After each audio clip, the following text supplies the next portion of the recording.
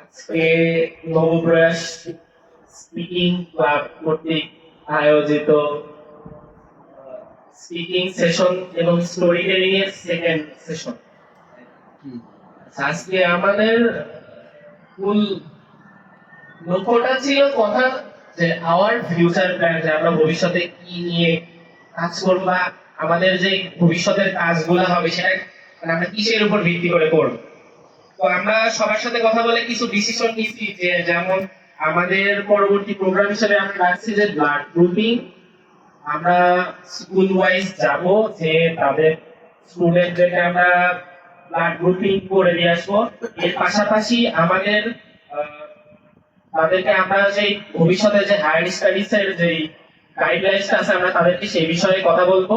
এর পাশাপাশি আমাদের লাইভ কুইজের ব্যবস্থা থাকবে, আমরা তাদেরকে কিছু পুরস্কারের ব্যবস্থা রাখবো।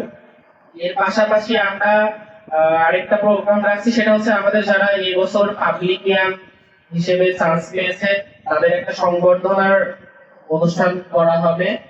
এর পাশাপাশি আমাদের যারা এসএসসি 2026 ব্যাচের পরীক্ষার্থী ছিল তাদের জিপিএ 5 প্রাপ্ত শিক্ষার্থীদের আমরা সংবর্ধনা দেব এবং ট্রি প্লান্টেশন করব।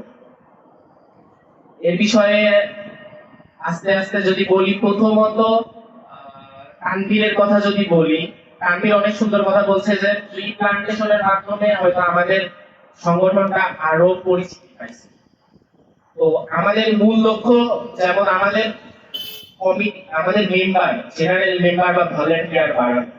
এখানে আমার মাথায় একটা প্ল্যান আসলো, সেটা আমরা একটা স্ট্র্যাটেজি কাজ করাতে পারি। যেমন আমরা যখন আমরা মেম্বার কালেক্ট করব তখন আমরা বলতে পারি যে একজন মেম্বার অ্যাড হলে আমরা একটা গাছের চারা রোপণ। এই স্ট্র্যাটেজিটা আমরা রাখতে পারি। এছাড়া আমরা যেটা আমি এখন বসে একটু ভাবলাম, যে যেহেতু আমাদের এসএসসি 2026 ব্যাচের সংবর্ধনা আছে, এসএসসি 26 ব্যাচের রেজাল্ট মেবি জুলাই মাসের লাস্ট উইকে আমাদের রেজাল্ট হবে। তো হয়তো আমরা 1 থেকে 1.5 মাস মতো সময় পাবো। তো এখন আমাদের কথা হচ্ছে যে আমরা মাঝখানে যে ব্লাড গ্রুপিং এর কথাটা বলছি, এর মাঝখানে আমাদের একটা ফান্ডের ব্যাপার আছে। তাছাড়া আমাদের মনে রাখতে হবে আমাদের এসএসসি 2026 ব্যাচের যে সংবর্ধনা, এই অনুষ্ঠানটা আমাদের অনেক জাঁকজমক করে করতে হবে। তাছাড়া তখন যদি আমরা করি যে ইন্টার স্কুল যে আমাদের একটা লাইভ কুইজ বা ইন্টার স্কুল যে একটা কম্পিটিশন, সেটা আমরা স্কুল ওয়াইজ যে আমাদের স্টুডেন্টদেরকে নিয়ে সেই প্রোগ্রামটা আমরা করতে পারি। পাশাপাশি আমাদের যেই যারা পুরস্কার পাবে, মানে যারা বিজয়ী, তাদেরকে আমরা এসএসসি 2026 ব্যাচের সংবর্ধনার সাথে তাদেরকে পুরস্কারটা আমরা দিয়ে দিতে পারি। মানে তাদের জন্য আলাদা কোনো প্রোগ্রাম রাখা লাগছে না, সেই সাথে আমরা পাবলিকের সংবর্ধনা অনুষ্ঠানটাও সেই দিনই করে ফেলব। আচ্ছা, তো এখন আসি আমাদের যে আলাদা আলাদা যদি ব্লাড গ্রুপিং ক্যাম্পেইনটা করি, আমাদের যে ফান্ডটা খরচ হবে বা আমরা লাইভ কুইজ, এটা যে আমরা এখনই করব কিনা এই বিষয়ে আমরা আরেকটু ভাবি। কারণ যেহেতু জুলাই মাসের লাস্ট উইকে যদি আমাদের এসএসসি রেজাল্টটা হয়, এসএসসি এর রেজাল্টে তাদের সংবর্ধনা দিতে হবে, কারণ তাদের ওখান থেকে আমাদের মেম্বার কালেক্ট করতে হবে। ওইটা আমাদের বেশি জরুরি। আমরা ব্লাড গ্রুপিং বা লাইভ কুইজ যেটা, এটা আমরা কিছুদিন পরেও চাইলে করতে পারবো, কারণ কিছুদিন আগে নবপ্রয়াসের ব্যানারে ডিবেট যেটা হয়ে গেল। এখন আমাদের ফান্ডের একটা ব্যাপার আছে। এর পাশাপাশি এই সময়ের মধ্যে আমাদের নিজেদের মধ্যে যেই আমাদের ভিত্তিটা সেটা মজবুত করতে হবে।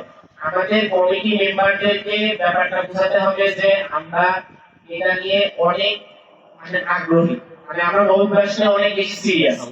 তাদের কাছ থেকে আমরা তাদের মতামতটা নিব, মানে তাদের বর্তমান মতামতটা কি, তারা বর্তমানে নবপ্রয়াস নিয়ে কি ভাবছে। তাদেরকে তো আমাদের মতামতের কথা বলছিলাম যে আমাদের নবপ্রয়াসের মূল লক্ষ্যটা কি, আমরা কি নিয়ে কাজ করতে চাই, ভবিষ্যতে নবপ্রয়াসকে কোথায় নিয়ে যেতে চাই। কিন্তু আমরা তো তখন তাদের কাছ থেকে যে প্রতিশ্রুতিটা পাইছিলাম, তাদের কাছ থেকে আমরা সেই ফিডব্যাকটা পাচ্ছি না। তারা আমাদেরকে যথেষ্ট ফিডব্যাক দিচ্ছে না। আমরা যতটুকু তাদের কাছ থেকে এক্সপেক্ট করছি ততটুকু আমরা তাদের কাছ থেকে পাচ্ছি না।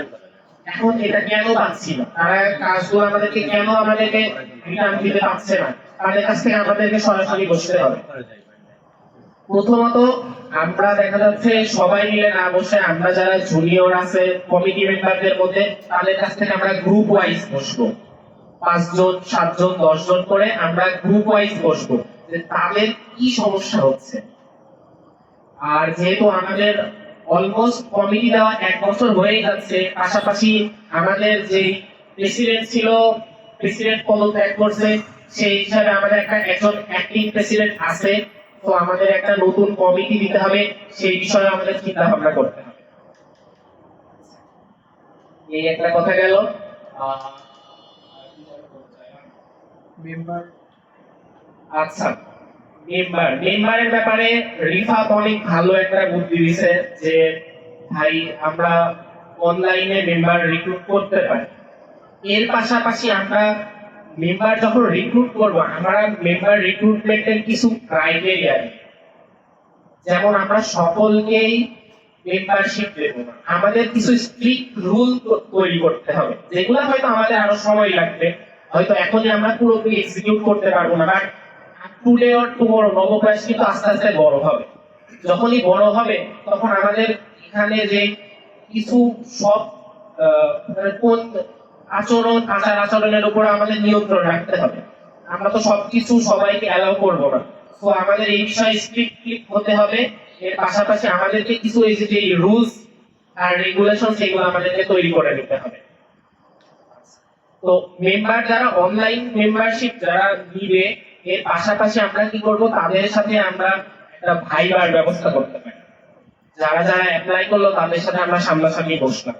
বিশেষ করে ভার্সিটিতে যে জিনিসগুলো হয়, ক্লাবিং যারা করে, রিফাত অনেক সুন্দর সুন্দর কথা বলছো। ফার্স্ট ইয়ারে অল্প কিছুদিন ক্লাস করছে বলছে, মানে তুমি কি আবার মানে নতুন করে রিঅ্যাডমিটছ? আমি আবার গুচ্ছতে পরীক্ষা দিয়েছিলাম, আবার চান্স পেয়েছি, মানে এবার গুচ্ছে ভর্তি ও এবার গুচ্ছে ভর্তি হবে, বাহ সুন্দর। কিন্তু ও যে অল্প দিন ক্লাস করে যে ও অনেক সুন্দর কিছু কথা বলছে, যেগুলো মানে আমার অনেক ভালো লাগছে। ভার্সিটিতে উঠে অনেক কাজ আছে যেগুলো মনে করো এজ এ ফ্রেশার অনেক কাজ যেগুলো করতে হয়। ইভেন অনেক কাজও আছে যারা যেগুলো মনে করো করতে হয়। মানে ফার্স্ট ইয়ারের ব্যাপারটা এমন, অনেকে বলেন ফার্স্ট ইয়ার ডোন্ট কেয়ার, মানে ফার্স্ট ইয়ারে কোনো কেয়ার নাই, তুমি কি করবা, তুমি তোমার ইচ্ছা মতো সবকিছু করতে পারো। কিন্তু ওই যে যে র্যাগিং এর বিষয়টা বললো, কারণ ভার্সিটিতে আমরা যখনই মনে করো স্কুল কলেজ পার হয়ে যখন ভার্সিটিতে যাব, আমাদের বিশ্ববিদ্যালয় হচ্ছে আমাদের মানে পুরো বিশ্বের প্রেক্ষাপটে সর্বোচ্চ শিক্ষার সর্বোচ্চ স্তর হচ্ছে বিশ্ববিদ্যালয়। তো ওইখানে তোমার স্কুল কলেজের মতো ধরা বাঁধা কোনো নিয়ম নাই যে তোমাকে এটা করতেই হবে। ওখানে তুমি তোমার যদি পড়াশোনা করতে মন চায় তুমি পড়াশোনা করতে পারবা, তোমার যদি মনে হয় যে না আমি পড়াশোনা করতে মন চাচ্ছে না, আমি বাইরে বাইরে ঘুরে বেড়াবো, আমি নেশার পিছনে যাবো, নেশার অভয়ারণ্য বিশ্ববিদ্যালয়। তুমি যদি মনে করো আমি রাজনীতি করবো, অবশ্যই তুমি করতে পারবে, কারণ যারা বাংলাদেশের প্রেক্ষাপটে না, যারা বিশ্বের যারা বড় বড় রাজনীতিবিদ তারা এই বিশ্ববিদ্যালয়ের রাজনীতি থেকে তারা উঠে আসে। তুমি যদি মনে করো, যদিও তোমরা জুনিয়র, তোমরা যদি মনে করো যে না ভাই আমি পড়াশোনা করো, আমি প্রেম করে রাখবো, তোমাকে কেউ নিষেধ করবে না যে এই তুমি ওই মেয়ের সাথে বা এই ছেলের সাথে হাত ধরে কেন ঘুরে বেড়াচ্ছ। ওখানে তোমার ফুল ফ্রি, তুমি তোমার ইচ্ছা মতো তুমি সবকিছু করতে পারবে। কিন্তু আমাদের একটা জিনিস মনে রাখতে হবে, যেহেতু আমরা আমরা আমার আমরা না চাইলে আমরা অনেকের উপরে অনেকে আমাদের উপর দিকে তাকায় আছে, যেমন আমাদের পরিবার। আমি অনেক দেখছি আমার ফ্রেন্ড সার্কেল, যেহেতু আমি থার্ড ইয়ার প্রায় শেষের দিকে, আমি দেখছি মানে আমাদের অনেক ফ্রেন্ডরা আছে যারা ভার্সিটিতে, আমার স্যাররা মাঝে মাঝে বলে ভার্সিটিতে ক্লাস আছে, যারা একটা প্রতিষ্ঠানের ওই ফার্স্টের দিকে যে টপ স্টুডেন্ট তারাই কিন্তু ভার্সিটিতে চান্স পায়। কিন্তু তুমি দেখবা ভার্সিটিতে তোমার সাথে সেম স্কোর করা বরঞ্চ তোমার থেকে হাই স্কোর করে চান্স পাওয়া স্টুডেন্টরা তারা দেখবা কিভাবে ঝরে যাচ্ছে। ঝরে যাওয়ার অনেক কারণ আছে, হয় সে পড়াশোনা করছে না, সে নেশায় জড়ায় পড়ছে, রাজনীতিতে যাচ্ছে, বা অন্য কোনো কাজে সে ফ্রাস্ট্রেশনে ভুগছে, এই জন্য সে পড়াশোনা করছে না, সে আস্তে আস্তে ঝরে যাচ্ছে। আমি অনেক ফ্রেন্ডদেরকে দেখছি যারা নেশার একটু এমন পর্যায়ে চলে গেছে, মানে মানে খুব ভয়াবহ পর্যায়ে চলে গেছে তার। তো তো আমি তোমাদেরকে এজ এ সিনিয়র কিছু পরামর্শ দিই, সেটা হচ্ছে আমরা ভার্সিটিতে ডিপার্টমেন্ট হচ্ছে আমাদের সেকেন্ড হোম। আমরা বলি যে হ্যাঁ আমার বাড়ির বাইরে ভার্সিটি আমাদের সেকেন্ড হোম, কিন্তু ভার্সিটির মধ্যে যদি আমার সেকেন্ড হোম থাকে সেটা হচ্ছে তোমার ডিপার্টমেন্ট। তোমার ভালো খারাপ তোমার যে কোনো দরকারে তোমার ডিপার্টমেন্টের সিনিয়র বলো জুনিয়র বলো স্যার ম্যাম বলো এনারাই সবার আগে যাবে। সো এজ এ ফ্রেশার সবসময় চেষ্টা করবা প্রথমত ব্যাচমেটদের সাথে একটা ভালো বন্ডিং তৈরি করো। কারণ ব্যাচমেটদের সাথে যদি তোমার ভালো বন্ডিংটা না থাকে, তুমি মনে করো ভবিষ্যতে ওই ব্যাচের বাইরে যে অন্য কারোর সাথে তুমি ওই বন্ডিংটা তৈরি করতে পারবা না। এর পাশাপাশি অনেকে যেটা বলে যে আসলে ইমিডিয়েট সিনিয়রদের সাথে র্যাগিং এর যে বিষয়, আসলে র্যাগিং আসলে উচিত না। মানে র্যাগিং বলতে আর আমরা যেটাকে মানে যদি অ্যাজ এ সিনিয়র বলি, আমরা তো বলি আরে এটা তো র্যাগিং না, এটা তো ম্যানার শেখানো। কিন্তু ওই ম্যানার শেখানো আর র্যাগিং এর মাঝখানেও কিন্তু বিস্তর পার্থক্য আছে, যেটা প্রেশার থাকা অবস্থায় বোঝা যায়। সেটা বোঝা যায় কখন? যখন সে প্রেশার থেকে যখন সে ইমিডিয়েট সিনিয়র হয় কিংবা আরেকটু সিনিয়র হয়, তখন সে এটা বুঝতে পারে।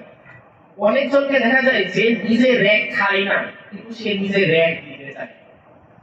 অনেকজনকে দেখবা মানে যখন সিনিয়ররা র্যাগ দিতে আসবে বা সিনিয়র মানে সিম্পলি পরিচয় দিতে আসবে, তখন সে বলবে আরে এগুলা তো ভুল, এগুলা খারাপ, আমরা এগুলা নিয়ে চেয়ারম্যানকে বলি, ট্রেজার আমরা এগুলা নিয়ে প্রক্টরকে জানাই, এগুলো তো খারাপ। কিন্তু সে তো জানে না যে আসলে আমরা যে ভার্সিটি মানে স্কুল কলেজের পড়াশোনা আর ভার্সিটির পড়াশোনা কিন্তু টোটালি ভাই আলাদা। তুমি সিনিয়রদের হেল্প ছাড়া তুমি কিন্তু কিছু করতে পারবে না। অবশ্যই করতে পারবা যদি তুমি মনে করো অনেক ভালো স্টুডেন্ট হও, রেগুলার পড়াশোনা করো। কিন্তু ভার্সিটির লাইফটা তুমি শুধু যদি পড়াশোনা করাই কাটায় দাও, তাহলে কিন্তু আর হইল না। মানে তুমি তাহলে তোমার বাদ বাকি জীবনটা কি করবা? তুমি তো ওই 1 থেকে তুমি এসএসসি ইন্টার লেভেল পর্যন্ত অ্যাডমিশন পর্যন্ত তো পড়াশোনা করেই আসছো।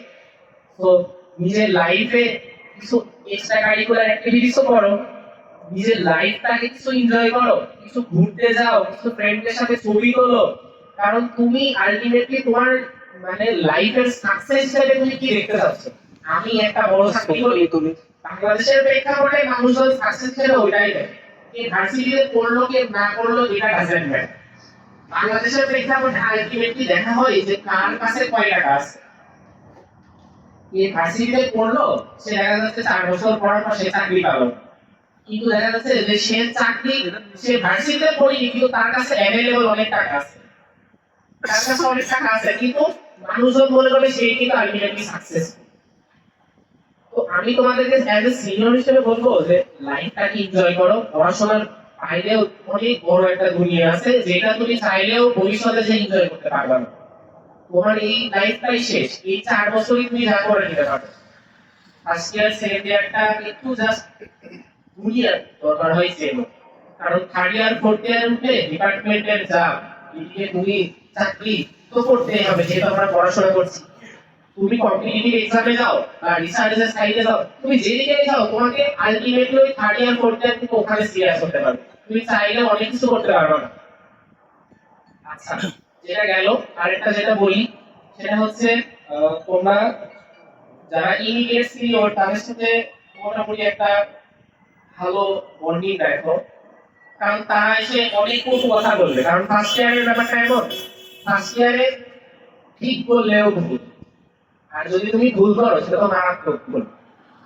তো ওরা অনেক কথা বলবে, হয়তো অনেক খারাপ কথাও বলবে, যদি আমি এটার পক্ষে না, কারণ অনেকে আসলে গালি গালাজ পর্যন্ত করে, যদিও এটা আসলে মানে ওই প্রেক্ষাপট অনুযায়ী হয়ে যায়। কারণ দেখা যাচ্ছে কি ওই যে মনে করো একটা ব্যাচের সবাই তো একরকম, কেউ একটা ভালো কথাই শুনে রাজি হয়ে গেল। অনেকেই আছে যারা মনে করো ওই ভালো কথাই তারা ওই শুকনা কথাই চিরাগ জ্বালানো, শুকনা কথাই সবার চিরাগ কোথায় ভেসে গেল। এখন সবাইকেই যদি ওই চিরাগ জ্বালায় তাহলে কটু কথা বলতেই, যদি আমরাও বলছি তোমরাও বলবে, দেখবা যে ওই ইমিডিয়েট সিনিয়র যখন রুমে আসে, যে তখন কাউকে র‍্যাক দেওয়ার কথা বলবে বা ম্যানার শেখানোর কথা বলে, যে সব থেকে বেশি প্রতিবাদ জানাবে আরে এগুলা ভাই খারাপ, তুমি আমি লিখে দিচ্ছি, তুমি পরের বার যখন তোমার জুনিয়র আসবে না, তোমার ওই বন্ধু বা ওই বান্ধবী এটা সবার আগে যে র‍্যাক দিতে যাবে ওই বন্ধু বা ওই বান্ধবী। আর সে আরো অ্যাগ্রেসিভ হবে বেশি।